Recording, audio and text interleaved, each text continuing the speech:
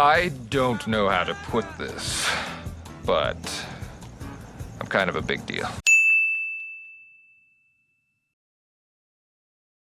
I'm in a glass case of emotion!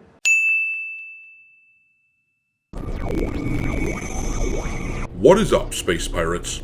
This is your Admiral, the obsessively obtuse Dr. Disaster, and there are some screw-ups out there that you can bounce back from, but taking one of the most popular franchises in the gaming world and turning it into a tiny blip on the radar of releases from this year is not one of them. Are you kidding me right now? Never forgive you! Assassin's Creed Shadows, the very basic concept of it, is one of the most slam dunk, home run, easy concepts to sell to gamers, so easy that it is almost unfathomable that it wouldn't sell 10 million copies in its first month. After all, ever since the Assassin's Creed franchise came out, people were clamoring to be able to play as a ninja assassin in Japan. I literally remember having conversations with my friends about this all the way back 15 years or so ago. The only way to make this thing fail is to try to piss people off with it,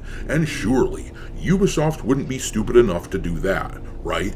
You underestimate my power! Yeah, pissing people off is exactly what Ubisoft did when they pushed their progressive narrative in Assassin's Creed Shadows. They made the playable characters in the game a black samurai and a female ninja, depriving players of the ability to play Assassin's Creed with a Japanese male character. They did all kinds of other things to play into the shitlib fantasy as well, like add a female sumo wrestler warrior as one of your partners in the game, along with all kinds of gay romance options. And then, even when the game was not selling worth the shit, game journalists wrote articles like this to protect Ubisoft, conflating player count with sales numbers and acting like this game was a massive success. You liar! Well, I hate to break it to the Ubisoft fanboys out there, both of them, but games that are a massive success do not have the franchise ripped away from the developing studio and given to someone else. Ubisoft, as I'm sure everyone knows by now, was in dire financial straits recently after the successive flops of Skull and Bones, Star Wars Outlaws, X-Defiant, and Assassin's Creed Shadows. It was so bad at this bloated entity of a company that they sold out 25% of the valuable part of the company to the Chinese firm Tencent, just so that they could pay the bills. And now the Assassin's Creed IP, along with Far Cry and Rainbow Six, pretty much the most valuable things that they own, those have been taken from Ubisoft, who is no longer being trusted to develop games for those franchises. Instead, they are forming a new studio, which Tencent will have significant control over, presumably to prevent these idiots from ever pulling another Assassin's Creed Shadows ever again.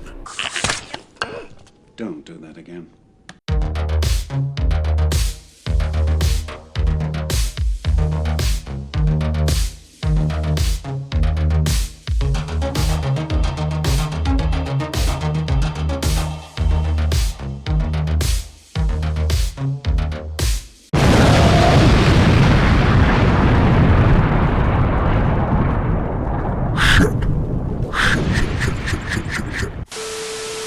Alright me hearties, make sure that you hit the like button on this video, share it with your friends, and subscribe to the channel if you haven't already. I've had a lot of people tell me recently that they have been unwillingly unsubscribed to the channel, so make sure you check into that.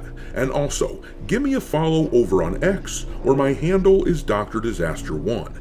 And if you feel like supporting the channel and helping keep the lights on, consider becoming a member for as little as $5 per month. But alright, let's take a look at what's going on with Ubisoft and their loss of control over Assassin's Creed and the other major franchises that they're losing. First of all, let's get the full context of the failures of Assassin's Creed Shadows so that you can see why this move is such a significant deal. Estimates suggest that Assassin's Creed Shadows has currently sold somewhere between 3.5 and 4 million copies so far since March, and while that may sound like a lot, for a game like this one, it's a massive disappointment.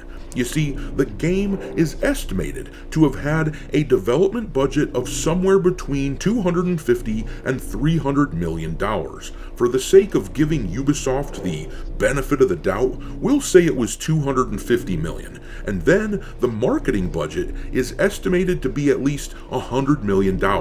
This means that in order to break even on the game, they need to make back $350 million at a minimum. But if we break their performance down, they are nowhere near that figure. The game originally sold at $70 a pop, though, as you can see here, they already have a deep 40% discount on Steam, which should tell you everything you need to know about how shitty their sales figures are. But anyhow, Ubisoft gets to take 75% of any sale of the game since Steam, PlayStation, Xbox, and even retail stores all take a roughly 25% cut of the sales price when they sell it on their respective platform. That means that Ubisoft gets approximately $52.50 for every copy sold at $70. So, if we multiply the roughly 4 million copies of the game sold by that unit price, we get $210 million that they have made on their $350 million investment. And of course, that's best case scenario, and not all of those sales will have been at full price. A lot of them will be at the now discounted price. And of course, moving forward, sales are only going to dry up further as this game becomes an older and older title. A conservative estimate suggests that by the time all is said and done, Ubisoft will have lost somewhere around $80 to $100 million on this game.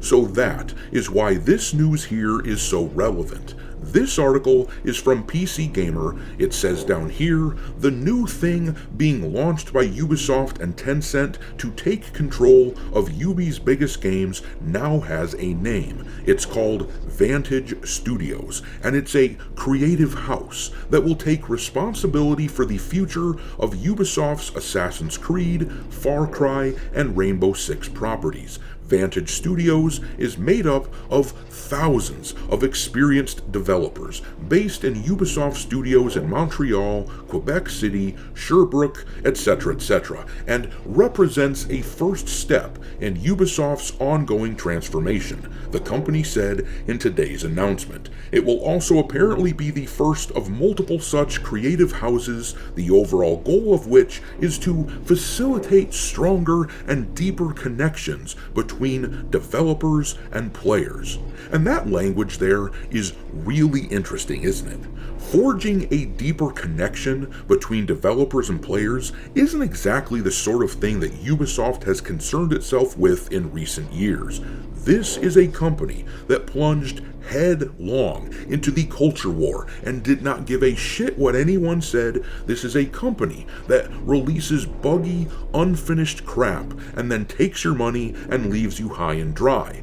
This is a company that has had the poor optics of telling players to get comfortable not owning your games as they try to prep everyone to sign up for Ubisoft Plus. The reason that they need a deeper connection with players is because this company is obviously completely out of touch, and I strongly suspect that Tencent is the one telling them to fix this shit right now. The owners were intentionally oblivious to the problems, but Tencent is not going to put up with it. Anyhow, reading on, this streamlined approach allows for both a higher level of autonomy for developers and a shorter pathway between gathering and implementing player feedback while still offering the benefit of Ubisoft's expertise, services, tools, and tech. Ubisoft said. There aren't any details on how all of this reorganizing will actually work, but I'd be lying if I said it didn't strike me as a little bit like the old deck chairs on the Titanic thing. The past several years have not been good for Ubisoft, which has seen its share price crater amidst workplace scandals, struggles to get games released, and too many misfires among new projects. Tencent seemed eager to make a move on an easy target, but the founding Guillemot family has proven impressively determined not to relinquish control, just as it was 10 years ago when Vivendi tried to take over, which is what brought Tencent on the scene in the first place. And this was my take as well. This news about moving everything to this new studio definitely strikes me as one of those deck chairs on the Titanic things we have long speculated that a bunch of the thousands and thousands of people who work at Ubisoft were going to lose their jobs. After all, there are games like Claire Obscure Expedition 33, which came out earlier this year, who had somewhere around 40 developers who worked on the game, and their marketing budget was basically non-existent. But it was a great game with great word of mouth, and it is estimated to have sold around 4.5 million copies so far, meaning it has outsold Assassin's Creed Shadows. What has to make it sting even more is the fact that a lot of the talent from the makers of that game are ex-Ubisoft developers. So, if I'm Ubisoft, I would be looking to streamline the studios that I have and massively trim the fat. I still suspect that there will be thousands of layoffs, though, admittedly, the expectation is that this would have happened before now.